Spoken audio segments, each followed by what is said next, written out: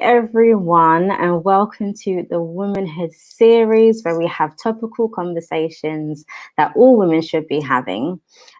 Today is a special episode. It's episode 6, but the reason why it's special is because it's a part 2 to our previous one, which is pregnancy and motherhood during a global pandemic.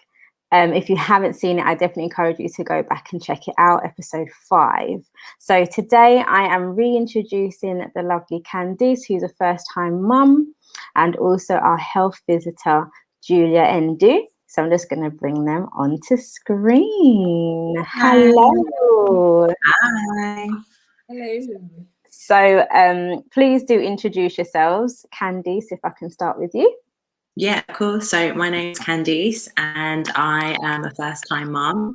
I'm really happy to be a part of the conversation second time round, and just to share my experience. I think it's awesome what you're doing with the series, Siobhan. So yeah, happy to be a part of it. Thank you. And Julia. Hello, I'm Julia. I'm a health visitor and have been supporting mums throughout the whole pandemic, and I'm happy to be in your show today just to share my experiences and how we've managed to support mothers and families. Amazing. Well, thank you so much for being with me today, and for everyone who's watching or watch afterwards. Guys, we do encourage you to watch the other episodes from before, and please do like and subscribe as well. So we're going to talk about mental health. We're going to talk about social well-being. So we know, obviously, with this global pandemic, social interaction has been significantly impacted, and there have been a lot of people dealing with social anxiety, depression. Loads of things have impacted people in this time, mental health wise. So, Candice, obviously, this was your first time having a baby during this time. How was you socially before the lockdown? So socially before, it was every single day. So, I'd go to work and so I'd be having interaction with my team, so it was every single day, baby. So it was, sorry about that. I would be having alarm for baby. I'll be having social interaction with my team every single day. And obviously on the weekends, I'd be with my husband or I'd be with family. So literally it was constant, you'll be in meetings, you'd have team socials. And then obviously weekend, you'll be with loved ones and you'll be with your family and I'd be with my husband. So it was literally every single day. Wow. So would you say you're someone who needs social interaction regularly? I think that I didn't really think about it before because it was just a given. You don't even realize the social interaction of, going to the train station and having a conversation with the person that you see behind the counter. And all those little things are really important. And I think I didn't realize how important it was until it was completely stripped away. Because it was just natural, it was a part of my every single day. I guess I could say, did I take it for granted? It was just a natural thing that I just didn't think about. But I absolutely noticed it a lot when everything was stripped away. Right. Yeah. I mean, I'm the same. I'm someone who definitely thrives on social interaction. I'm a very sociable person, so I like to interact. So I noticed the difference as well. So absolutely. I mean, having your little one, because you had your pregnancy like normal, and then you had your little one, was it 4 days before we went into lockdown? Is that right? It's about 3 days. Yeah. Right. Okay. So everything was perfectly normal. The world was normal. You were able to go out, have your baby shower, all of that lovely stuff. All that great stuff. And then boom, everything shuts down. So being a new mom, hormones flying, how did that impact you now that you can't see anyone other than your husband? Well, it was super intense. I think for me, it was so overwhelming. I was trying to grasp what was happening because it just happened very suddenly, because obviously you was getting wind of the virus and countries were shutting down. And then all of a sudden, everything just went zero. And I think for me, I wasn't even really watching the news. I was so consumed by, our newborn baby. you know, having her, making sure that she's okay, and you kind of were watching a little bit of thing on the news, and then we were just getting floods of calls from family saying, you know, there's a pandemic, you know, this has happened, everything's shut down. I felt like it wasn't real. It was very surreal at first. I just didn't think that it was happening. But I think I mentioned this before. I'm incredibly thankful that, you know, my husband, he was with me for the first 3 months, and, you know, he was able to not go into work, and, you know, he had obviously a newborn baby. So we had to, it was a different level of support for us. We had to really work as a team, because it was just myself and my husband, and obviously a newborn baby every 3 hours needs obviously feeding, changing, everything else. So when I look back, I'm just like, wow, that is really that's really God's grace, to be honest with you, because it was a really intense time. But we was also able to see the beauty in it, because obviously, you know, our daughter was only going to be newborn once. And of course, it was incredibly overwhelming at times, because, you know, it's not, I can have my mum or family or friends come round, and for the first instant, right? So it was lots of FaceTime and video calls, but it was definitely challenging. And, you know, as the days went on, it was like, okay, nothing is open. You know, even I was like, go to the shop, you know, can you go to the corner? Everything was completely, you know, everything was shut. And so, you know, you started to depend on nature more, you know, going for walks every day and going out and interacting with people. So yeah, it was incredibly challenging, but also really surreal. Like, even now thinking back at it, where there's normalities coming into place. But yeah, it was hard, definitely. Yeah, it was challenging for sure. So Julia, I mean, you support well, mum's first time, second time, you know, the list goes on. How did you find that period where women had just had a child for the first time and couldn't see loved ones? What was your experiences with that when you were going in? Well, you may not have even been going into people's homes at that point. So what did it look like? Yeah, so I think we went into lockdown in March last year. And unfortunately, because I'm working independently, so I was out of job for about 4 months. Out of work for 4 months, yeah.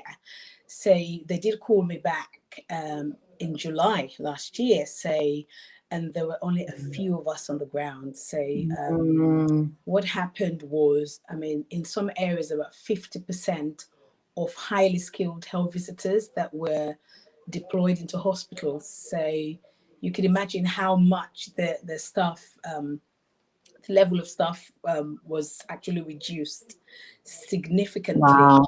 Yeah. So the few of us that were on the ground had to do home visits. And you find that obviously there were the challenges of you having to put on the PPE from head to toe. And even though you're sweating under the PPEs, you still got to go and see the mums. Even though there was, you know, we did see some first-time mum, second-time mum, third-time mum. The experience was the same, you know, across all of those households that we went into. You're thinking, okay, first of all, you don't know what you're going to walk into. Right. Yeah. And normally they would give you an hour to do a new birth visit, to see a new mom and baby. And when you go in to see the mothers, you could see the joy in their faces to actually see someone coming in into their homes, you see. So sometimes what would take an hour would easily go into an hour and a half, because there's lots of issues with regards to feeding, you see. So before the lockdown, mothers were able to have feeding advice face-to-face. So most of those services were moved onto digital. So you're getting feeding support over Zoom, you know, over Microsoft Teams. So it's not the same, but we, you know, parents had to make do with it. Mums had to make do with it. So for me, I think the face-to-face really made a difference. So we would go all out of our way to go in and see the mums and spend some time with them. It's not always about feeding. It's sometimes about relationship building. You know, most of the moms felt isolated, you know, like before the lockdown, they would have their moms coming in or mother-in-laws coming in, neighbors would come in, friends and families would come in. They weren't having any of that. So they felt kind of like isolated. And on top of that, most of the dads were working from home. So, you know, you got mum, you know, struggling with feeding issues. You got a crying baby. You got dad with his earphones trying to connect with work. And most times you would see the dads having to kind of like walk away from their desks to help mum, you know, with the baby. So, you know, there are times when you want to give, as a health visitor, you wanted to give more than you are actually meant to give in terms of the support. But I always kind of like step in their shoes and think to myself, well, okay, how would I feel? What sort of level of support would I expect from a health visitor? Apart from the general stuff that they would do, you would expect them to stay and listen to you, and, you know, just to talk through all your experiences with the birth. You know, most of them didn't have their partners with them in labor. So that was something as well, that you needed to listen to them and see where they're coming from. So it was a challenge because you wanted to give more, but sometimes it's not always possible because you have a number of births that you could do a day or per week, and you have to, you know, all those allocated across the health visiting team. So, but on the whole, it was very difficult and challenging for the mums, I must say. And we find that we have to go and see them again. So after you go and see them for the new birth, you would always arrange a follow-up, even if it's by phone call. But most of them would rather a face-to-face visit. So it has been challenging for them as well. Yeah, absolutely. I mean, going on to, obviously following on with the challenges, Candice, did you find a time where you just felt like you couldn't cope? Yeah, definitely. 100%. I think, you know, when Julia mentioned isolation, I think that is a really key point, because, you know, you are already, it's such a huge transformation becoming a mum, you know, and there's so many changes that you go through. I think the moment for me was my husband started a new job, and he did amazing, you know, new job in the pandemic, doing really, really well. But of course, it's the hours. And so, you know, you've already got the restrictions of not being able to see or mix with other households, or, you know, you can see one person outside. And so there was definitely moments where I was like very overwhelmed, because you need that support, you know. So there definitely were moments where I did feel like, oh my goodness. And that's when I just picked up the phone to my mum or to someone close that I trusted, that I could say, I'm hitting a wall here, you know. And I didn't want to, you know, it's difficult, right? Because obviously my husband's checking on me all the time, but he just started a new job, and, you know, and so you're trying to manage all of these emotions that you've never experienced before, that you can't really manage, because your hormones and all the things that you're feeling, and your new baby, and you're constantly worrying, is baby okay? Am I doing it right? You know, that affirmation that you'd had. Yeah, there were definitely moments, and I encourage anyone, it's really important to say something, you know. I'm feeling very overwhelmed, I feel like I can't cope, and that's where you get that encouragement and just that affirmation to take a breath. So it's important for me to just take one day at a time. It's easier said than done, but there's so much to think about, you know, let alone the pandemic. You also have your own world, right? You've got your own new world, a new baby now, or second baby in your case, Siobhan. And so it's a lot to even conceive all at the same time, thinking about the outside world and your world. It can be very overwhelming, you know. So there were definitely moments where I felt as if I couldn't cope, and that's when I picked up the phone, or obviously burst into tears many times. Yes. Which I think many moms have experienced before. So yeah. What about you, Siobhan? I mean, yes, I just want to encourage people to say that it's okay to feel that way. Because when we feel that way, we have this parent guilt. Oh no, I should be able to cope. You know, I should be strong. And the reality is we're in a global pandemic. Having a True. child Yeah. alone is hard. It's a beautiful thing. It's probably the most beautiful thing. But even then, you need support. I don't know if you've ever heard it takes a village to raise a child. So you have your social networks, right? Yeah. And I know the first child, me and my mum became best friends because she was one I would call on whenever I needed support, you know, if anything had changed. And, you know, she would be with me, no problem. This time round, I didn't see her for months, you know, and it was so difficult. And it was because, you know, I think you could have one person in your bubble, isn't it, who lived by themselves, and she doesn't live by herself. So I couldn't see her. Even when I was like, Mum, I'll just come. She's like, no, because if anything happened, I'd never forgive myself. You know, she was being very responsible. But at the same time, it was extremely difficult because I think all women long for their mothers when they've just had a child. Very true. So it was definitely challenges. And for my husband as well, with seeing me low, obviously had a baby, seeing me low. And you know how men are, they want to fix things. They want to be the solution. 100%. So they're feeling low because they're seeing their partner not happy or low and crying just randomly, and they don't understand. Bless them. They'll try hard to understand, but they don't. Because we cry anyway. We have that baby blues period, but then that extended for myself. I ended up having they called it low mood, so mild depression, mild postnatal depression as a result of this. Not being able to see my mum, it really did impact me. And obviously there was no baby, like children's centres that you could go to, or baby clubs or any of those support groups. So I just remember my husband calling up because I was getting really low, and he was just like, I need my wife to get involved in something. He just called the children's centre. And so I got a referral. It was a 6-week course for mums who were low, who were feeling very low.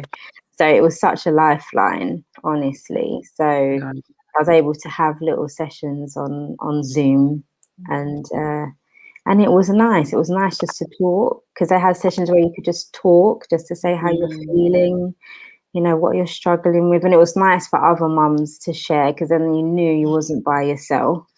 So important, because you feel like, because you're already away from everything else, right? So you already feel isolated, and then you're not able to speak to other women.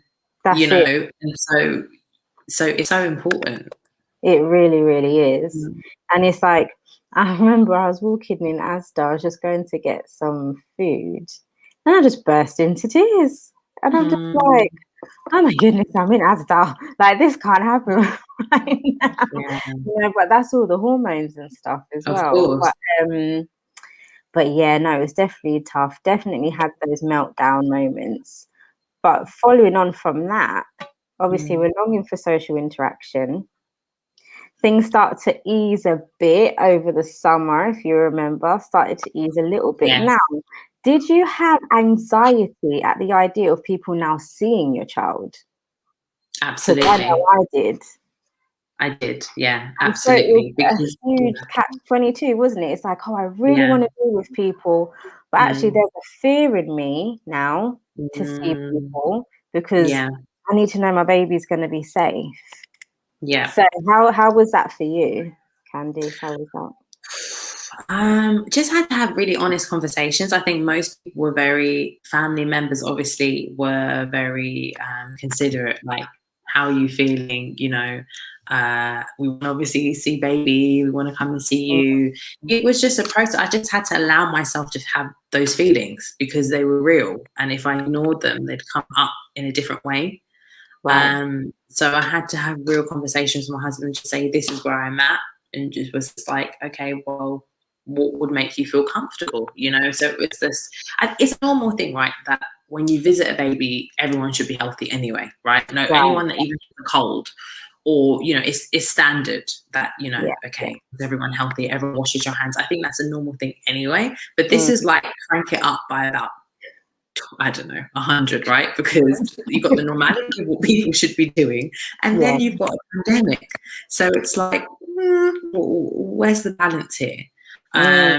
No, I did have moments definitely of anxiety about that, and it took me time. I think Jan was about 3 months, and family started to come round. I think the one thing I said was not everyone at once, because I was always, and let's manage it. That is everyone healthy and everyone is safe, and majority of people were very considerate. Like I said, family to say we've had a test or whatever it is, we have no symptoms, etc. But even still, I remember a family member coming over, and I was really struggling that day. They probably didn't know, and they were just so in awe and happy, and it was difficult because I wanted to enjoy that moment. So it took me time to get to there's a beauty, right, in when you share the joy of the baby that you just had with family. It's when you see your child with their auntie and it's meant to be a beautiful moment. So I definitely had moments where I was struggling internally.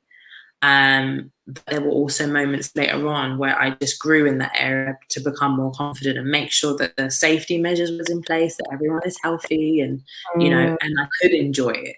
But it definitely took a minute. So you're not alone now. I definitely had moments of anxiety and internal battles, because I would never show it. I would never want to show that. Maybe, I don't know, maybe my face expression might have said something different. I don't know. I couldn't see my face. Everyone straight away was like, let's wash our hands. And it's like, yes, please. Hand sanitizers on the hallway. But that like I said, that's normal. That's a given, even when you have a baby outside of the pandemic. Absolutely. So it was amplified in that time for sure. Yeah. Absolutely. I mean, I'd never, ever suffered with anxiety in my life. Same. So this was a real shock. I remember my daughter was 2 weeks old. Okay, that's good. I was fast asleep, and then I heard my friend's voice outside, and I went to my husband. I was like, is that so-and-so? And he went, yeah. And I burst into tears. Absolutely burst. I was overwhelmed, because I was like, oh my goodness, I want her to come up. I want her to meet my daughter. But at the same time, I'm absolutely petrified. And literally, I was beside myself. And my husband just pulled me to the bedside. He's like, we're going to pray, and I'm going to read a scripture to you, and you're going to know that everything's going to be okay. And I was like, okay. And he said, they're going to come upstairs. Like, he reassured me, they're going to come upstairs. I'm going to make sure they wash their hands, that they sanitize, and it will be okay. So we did all that. And I just felt this calm. I just like, okay, this is what I've wanted, even though this is horrible at the same time. And they did come up. They actually were they weren't planning to come upstairs, to be honest. They just came to bring gifts, which is so beautiful, which is what I really loved, They did come upstairs. They didn't hold her. They stayed at a distance, and we took some nice photos and stuff. But honestly, never, ever had I experienced that. I'd be like, oh my goodness, they're here. Let's come in. And none of that. That's the normal. That's the normal, right? That's the normal thing to experience. But that's it. Having those conversations with your husband, and Greg also is able to reassure me, is very important, because you are so vulnerable in how you feel. But you feel the anxiety to get there. Sorry, Julia? No, I was just saying, you feel the anxiety for the mums as well, because sometimes you go into the homes, you could tell they're anxious, and it almost like jumps at you, and some of them want to see you, but at the same time you could tell they're anxious. So obviously when you go in, it's normal practice, even pre-pandemic. When you enter the home, you're meant to ask for the bathroom. You go in the bathroom, you wash your hands, making sure that you sanitize your hands before you start to even start conversation. Or, we don't kind of like pick up the babies, but we have to get the scale ready if we have to weigh the babies and things like that. But so it's almost like you have to respect them in their homes. You have to respect their wishes and respect the space. Obviously, it's hands, face, and space. I think hands, space. So you wash your hands. You give them some space in their home, and obviously going in with face masks. And some of them would ask you, "Do you want me to put on a mask as well?" And you say, "Yes, please." And sometimes you having all your PPEs on reassures them you know, in their own home, because you can see the anxiety, and obviously they don't have any family members visiting them. Yeah. So, you know, even going out, they have their shopping delivered at the doorstep and things like that. Yeah. So yeah, it's really, you know, it created a lot of anxiety for parents, really a lot of anxiety. And we find that we're making a lot of referrals as well now. Right. Mental health services. Yeah, that's right. Because I got referred to a mental health service called Vitamines, I think it was called. Yeah, Vitamines. So I did like this, I think it was an 8-week course on how to cope with low mood and certain things that you can do practically to help you and stuff like that. So yeah, which again, I never ever had been in that position before. So, Julia, have you found that there are a lot more people dealing with anxiety? But what about postnatal depression? Postnatal, I mean, the stats are like 1 in 5 women, you know, have postnatal depression. And we talk about the moms, we're not to forget the dads as well. I mean, there's 1 in 10 men have postnatal depression. So we're seeing a continuous rise in the incidence of, you know, postnatal depression and referrals that we're making. And sometimes you almost have to become a counselor overnight, because whilst you've referred the mums, whilst they're waiting to be seen or on the waiting list, you have to step in and do listening visits. I really enjoy doing listening visits, even though obviously you go in there and listen, and you know, they invite you to speak as well. But it's almost like listening to all their anxiety, their fears and their worries, and then giving, you know, like practical advice. You know, sometimes I can bring my own personal experiences in just to reassure them that you're not on your own. You know, it's okay to feel the way you're feeling, and also it's good that you are able to reach out for help. You know, what we see is a lot of women now just being honest and open, like Candice said, you know, just being real with how you're feeling and asking for help, because the help is there. Obviously the services are oversubscribed, but you do get priority on the list. So yeah, we're seeing a lot of referrals, a lot of moms coming forward. And another services that out there is called IAPT. It's improving psychological therapies. Right. Yeah, so IAPT, IAPT, yeah. Improving access to psychological therapies, IAPT. So that is a self-referral services that's out there. So you could actually just ring up and refer yourself instead of waiting for a health professional to refer you. And a lot of the moms were taking that up, because, as you know, instead of just sitting and waiting without any intervention, they could just self-refer to IAPT. And they can have, you know, telephone interventions going on, Zoom sessions and things, and they find that quite useful. So it's good that they're reaching out for help. That's awesome. That is really good to know, actually. So thank you for sharing that. That's okay. Just want to share with you, lovely people who are watching, you can submit any questions to us. We'll definitely do our best to answer them. So feel free to do that in the chat box. So to continue on, you know, there was a worry that children who were born in this global pandemic may have some social disadvantage. Julia, I'm not sure if you have anything to share on that. I heard that, you know, a baby pretty much adapts pretty well. It's more the toddlers that would be impacted socially during this time. Do you have any insight on that? We do have phone calls coming in from parents to say that the behavioral problems, you know, I think we don't see, in particular don't see that many toddlers, but if I do see them, it would be in the homes where their siblings been born, you know, and you go into the home and the mom would say to you, well, you know, my toddler, who is 3 or 2.5 to 3 years old, has suddenly started to act up. So it all has a knock-on effect, because obviously mom's focusing on the newborn baby, dad's focusing on work, and the toddler feels left out and they start to act up. So we're seeing a lot of that. We're seeing toddlers who were fully potty trained pre-pandemic, all of a sudden all of a sudden they, started to go back into nappies. Right. And Wow. we're having a lot of reports from parents saying that, oh, my child was potty trained, but all of a sudden he started wearing nappies again, back to nappies. So we have to make referrals to the services, and behavioral problems as well. For example, CAMS, I think it's Child and Adolescent Mental Health Services. They have also seen a rise in their referral rates. Wow. And long waiting lists as well. So and with the homeschooling, that was another challenge, because you walk into a home. You walk into a home to do a new birth visit. Yeah. Mom's struggling with feeding issues. We have babies who are tongue tied, so obviously there's issues going on. Mom's low in mood. Dad's working from home, but dad's had to stop work to support mom. And then between mom and dad, they have to sort out homeschooling. Yeah. And they've got the teachers on the line as well. So I do say I take my hat off to teachers, because they were really missed during this time. It was very difficult for parents to homeschool, as well as looking after newborn babies. So it's affected a lot of families. It really has.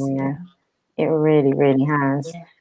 I mean, yes, I can definitely put my hands up about the homeschooling. I was homeschooling. She was 7 at the time. Yeah, that's right. So with my little one, who would have been 4 weeks old, actually. Yeah. So so that was definitely a challenge. I was exhausted, because obviously you have your sleep deprivation for a period of time, and I'm like, oh my goodness, I need to get up. I need to make sure that, because you can't just put your child in front of the computer and leave them to it, because they weren't doing her school. They weren't having classes online. It was here's a video, a summary of what needs to be done. Here's a link to all the different things she needs to do for the day. So I was the teacher. I was the one sitting down, making sure that she understood, making sure that she wrote all the answers down, and then submitting it.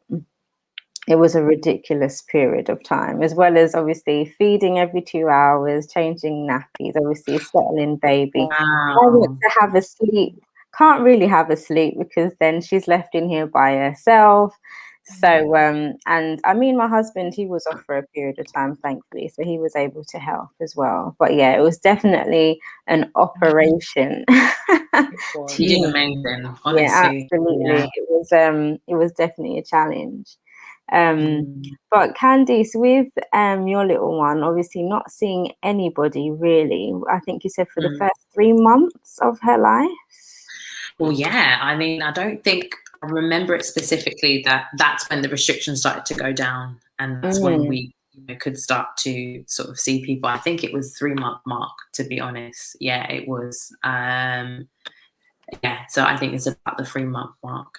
So how was she in terms of meeting new faces? Because obviously she would have just seen you, just seen dad, and I think your mother as well, right, who was part of your support bubble. Yeah, here and there. Yeah, I think when she was that small, they're still, 3 months is still relatively newborn. So I think as they start to sit up and stuff, and then they start to notice more, So I think she was very actually chill. She was very calm, very relaxed. She didn't have any problem seeing people. Very smiley baby, very happy, and still is. And I don't think there's any problem in that. And plus, she was only 3 months. I think now, she's 15 months now. And obviously you can sort of measure the time of how she's done, but she's incredibly friendly, very friendly, and very active. Wants to know that I'm there, wants to know that her dad is there. But she's really, she's really friendly and happy, to be honest with you. I think she kind of wants to watch her new environment. She goes outside, she meets a new person. She may not smile straight away. And it was one of the things I was really worried about. I just thought, how are we going to do that? How are we going to move forward? And is she going to be okay? Or is she going to have problems of interaction? But I found that to be okay, especially at 3 months. She was still quite small and quite calm. So I didn't notice any issues with that. Yeah, that's really good. It's amazing how months can make such a difference, because for my daughter, So she saw people from when she was about 2 weeks, because I had her in August when things started to relax a bit. Yes, So yes, she there was saw a gap. people up until she was about 3 months. So when the winter started to happen, that's when things started to lock down again, if you remember. So then as she's starting to become more aware, she's not seeing anybody. She's just seeing masks. So she's just seeing eyes. And then when lockdown eased a bit, so it was just after Christmas, wasn't it? We all had the disappointment about Christmas and stuff. Yeah. And then things started to ease. She was not taking to anybody. Wow. So it was the total opposite to how your experience was. So your little one started seeing people from 3 months. Yes. Mine from the early age. When they're not as active. Back. Yeah, and then it was all stripped back. Yeah. And then, I mean, she would look at my mother-in-law. So when my mother-in-law came, burst into tears. Even though she had seen her from literally the day after she was born and a few times after that. But once she got to that 4 or 5 months, you know, where she hadn't really seen anybody, burst into tears, didn't want to be with her. My mum came round. My mum just looked at her, burst into tears, didn't want to be held or anything like that. So for her, it really did impact her. And then when that's people where she's a bit more active, isn't it? That's the months when they're more aware. It stripped back. Yeah, exactly. So it's taken a while for her to get comfortable with people, to be honest. Early stage it was perfectly fine, and then after that it was difficult. But so intentionally getting her to spend time with my mother-in-law, spend time with my mum, it's getting a lot better now. And she discerns faces, so she does see a full face. She will just stare at you. She will just look and work it out. You might get a smile if she really likes you. Otherwise, you'll just get the serious poker face, which is, I'm not too sure about you. I'm not sure if anyone's heard her laugh in person, to be honest, because I have. Oh, well done. This is the thing. She met Candice, right? And I said to Candice, I said, she really likes you, because I left her with Candice for a period just when I went into Costa to get some drinks. It was perfectly fine. And I was like, wow, because my other friend, when I left her for literally 5 minutes just to pop into Marks and Spencer's, she screamed the restaurant down. My God. Absolutely screamed. And I literally was only gone for like 5 minutes. So yeah, it really does show. Yes. So I know she likes you. And Julia met her when she was smaller size. How old was she when I saw her? She would have been probably about. No, she was younger than that, because it was about October when you met her. So she would have only been 2 months. 2 months, when you met her, Yes, and she was perfectly fine. Like I said, during that time, she was fine. Yes. You know, and then as everything strips back, she had that period from like 4 to 6 months where she just really didn't see anybody.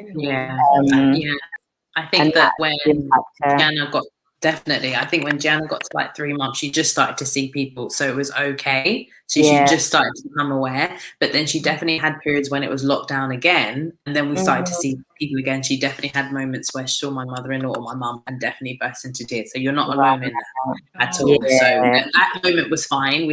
And then there were moments where it was like clinging on me for dear life. And it's pretty normal, to be honest, given the circumstances.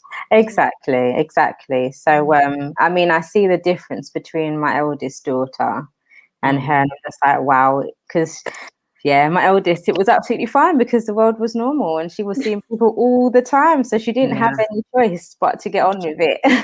You know. But so I definitely did see a difference there.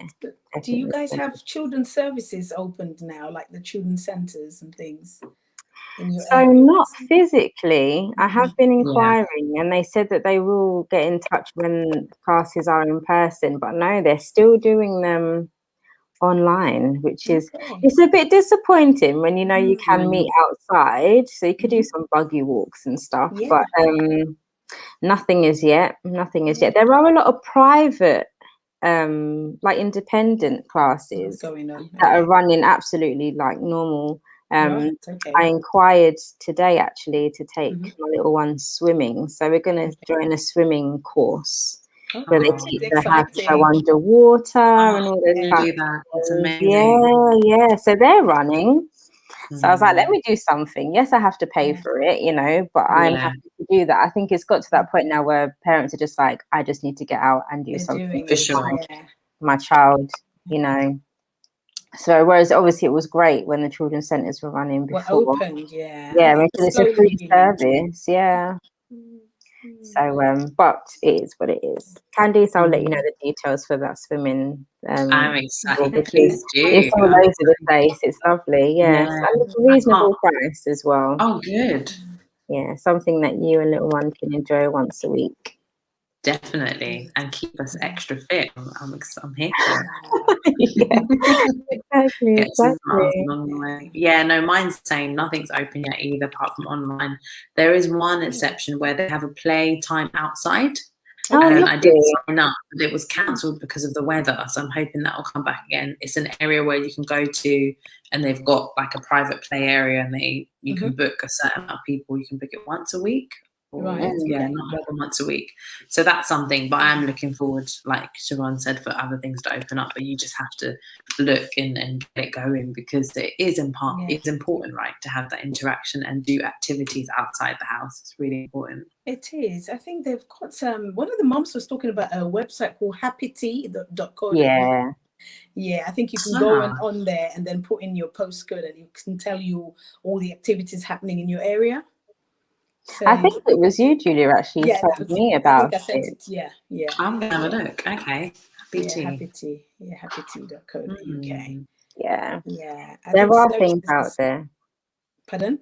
I said there are things out there, thankfully. Yeah, For You just got sure. to find them. Yeah. Yeah, you just got to find them. But Julia, on that note, because I remember when I was going through my anxiety madness, and my husband was like, "Oh, talk to Julia because she will be able to support you," and she really did. She gave me a lot of reassurance. But I just want to ask you to please share just a few tips on what you would advise women to do who are going through, anxiety and low mood during this time. Yeah. I mean, sometimes obviously I'm not a psychologist, or I haven't got any, formal training, but from personal experience and from what we kind of like see on a day-to-day basis, sometimes the anxiety that women experience can go as far back as the pregnancy. So I will talk to them about how their pregnancy went, because you find out that most of the feelings, their current feelings, based on what they experienced during their pregnancy. Some of them may not have had a smooth pregnancy. Some of them may have to be going into hospitals for daily checks and procedures, etc. So we'll talk through the pregnancy, and most of them are just kind of like scared to go out. Right. So even though they need help, or someone could say, well, okay, I'm coming round, I've tested myself, I'm fine, I haven't got any symptoms, I can come round and help. They do want the help, but at the same time feeling extremely anxious. So I will say to them, I mean, like, prioritize some of the things that you have to do in the day. For example, if they want to go out shopping, or even going out for a walk, some can't even manage to go out for a walk because they're just scared of baby being exposed to someone who's coughing in the area or sneezing in the area and things like that. I would just ask them to just prioritize, look, if you don't feel like going out, you don't have to go out. You can just go, you can leave the baby with dad, you just go out for a walk and come back. And visitors are, like, obviously you can't allow everyone to come to the house, or so you make a schedule. If someone wants to come, screen them over the phone, find out if they've had any symptoms in the last 24 hours. And if they have, just politely tell them you can't come. I mean, people who really are, like family members, close members, they should be able to understand when you say to them, I don't really feel safe for you to come round. It should be okay for you to be able to say that. And you should be really honest with them and say, look, I really don't feel that you should come round, and they should understand. But I just say to them, just take one day at a time. You know, like most of the moms that we meet are all like super moms type of thing, trying to juggle tasks. And they, you know, sometimes it's difficult to separate the work environment from home environment. So where you've been high flyer doing, you know, being in control of your work and you have several members of staff that you're managing at work. When it comes to home life, when it comes to managing a new baby, I always say to them, just let the baby lead. Like I saw a set of parents today and they were trying to actually just control the baby, if you know what I mean. I said, just let the baby lead. The baby will tell you exactly what he wants. You just follow the baby's cues, you know, don't try to put in like strict routine, because that's one big advice I always give to new parents. Don't put yourself under undue stress trying to establish a routine in those early weeks of your baby's life.